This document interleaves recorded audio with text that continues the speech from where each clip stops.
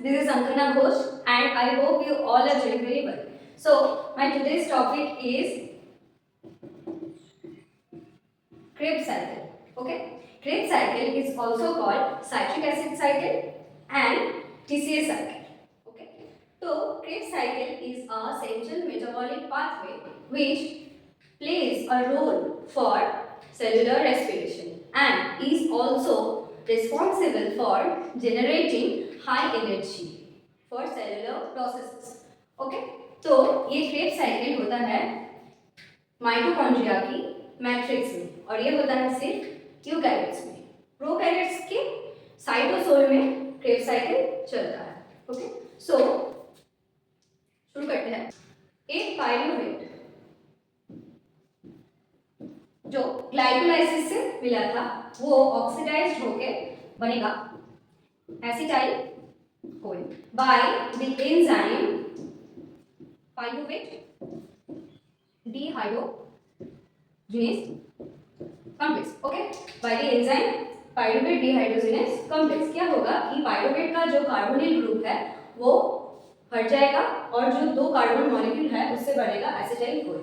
अभी देखते हैं ये एसिटाइल कोइन कैसे क्रेब साइकिल में एंटर करना कि this is a oxalo acetate. Okay, अभी ये ऑक्सैलो एसिडेट के साथ एसिटाइल कोए कंबाइन होगा, एसिटाइल कोए कंबाइन होगा होके बनाएगा citrate. Citrate is a 6 carbon molecule. Acetyl CoA था 2 कार्बन की और ऑक्सैलो एसिडेट होगा 4 कार्बन की और and this step is catalyzed by the enzyme citrate synthase. Okay, citrate synthase. Okay, after that citrate converted to isocitrate and this step is catalyzed by the aconitase. अभी क्या होगा, ये था पहला वाला, ये था दूसरा वाला। दूसरे वाले स्टेप में डिहाइड्रेशन और हाइड्रेशन होगा तो एक वाटर मॉलिक्यूल रिमूव होगा, फिर से वाटर मॉलिक्यूल एडेड होगा। तो सेकेंड वाले स्टेप में हाइड्रेशन और डिहाइड्रेशन होता है। Okay, so after that isocitrate converted to alpha keto butyrate. Okay, alpha keto butyrate is a alpha keto butyrate is a 5 carbon molecule. Okay, मतलब कि isocitrate था 6 कार्बन मॉलिक्यूल, एक carbon का removal हुआ। कैसे हुआ? एक कार्बन डाइऑक्साइड का लॉस हुआ। अभी ये वाला स्टेप कैटालिसिस होता है बाय द एंजाइम आइसोसाइट्रेट डिहाइड्रोजिनेज। मतलब कि डिहाइड्रोजिनेज आया है, इसका मतलब एक हाइड्रोजन ग्रुप का रिमूवल होगा। तो क्या होगा कि 1 molecule of energy reduced to NADH। Okay, उसके बाद आएगा सक्सिनाइल कोए। ओके, नाउ सक्सिनाइल कोए इज अ 4 कार्बन मॉलिक्यूल, मतलब फिर से कार्बन का रिमूवल हुआ है। कार्बन का कैसे हुआ?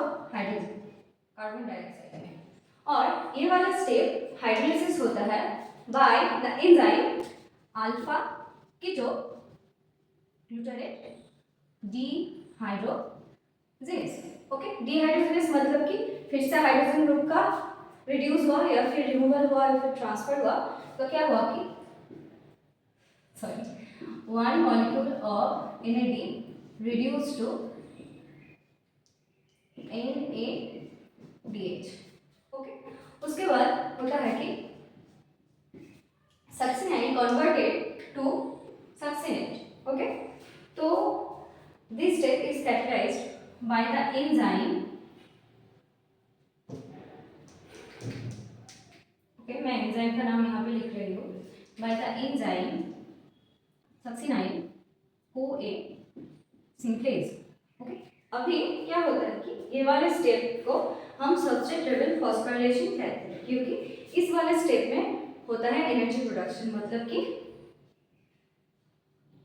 जीटीपी सक्सिनाइल कोए से सक्सिनेट जब बनता है तभी होता है जीटीपी का प्रोडक्शन। इसके बाद ये वाला सक्सीनेट होगा कन्वर्ट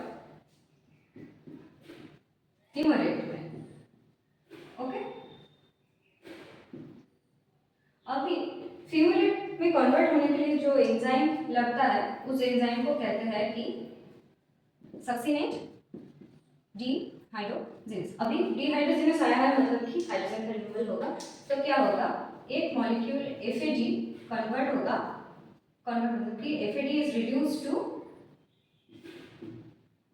FADH। ओके, अभी क्या होगा, फ्यूमेरेट से बनेगा हम लोग का मैलेट। मैलेट बनने में जो एंजाइम आता है उसको कहते हैं फ्यूमेरेज।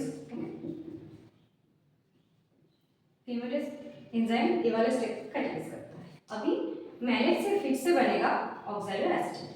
तो ये step catalysed by the enzyme malate dehydrogenase. Okay, dehydrogenase मतलब कि फिर से one molecule of NAD reduced to NADH। Okay, तो ऐसे ही बनता है क्रेब्स साइकिल। तो देख लेते हैं क्रेब्स साइकिल का ओवरऑल प्रोडक्शन, मतलब नेट गेन क्या क्या हुआ। ओके, तो क्या हुआ कि पाइरुवेट से जब एसिटाइल कोए बना तो वहां से मिला 2 कार्बन डाइऑक्साइड और 2 NADH मॉलिक्यूल, क्योंकि पाइरुवेट भी था 2 मॉलिक्यूल, 2 था। ओके, क्रेब्स साइकिल से क्या क्या मिलता है हम लोग को, मिलता है 4 कार्बन डाइऑक्साइड, 2 ATP, GTP रहता है, GTP मिलता है, वो बाद में कन्वर्ट हो जाता है ATP में।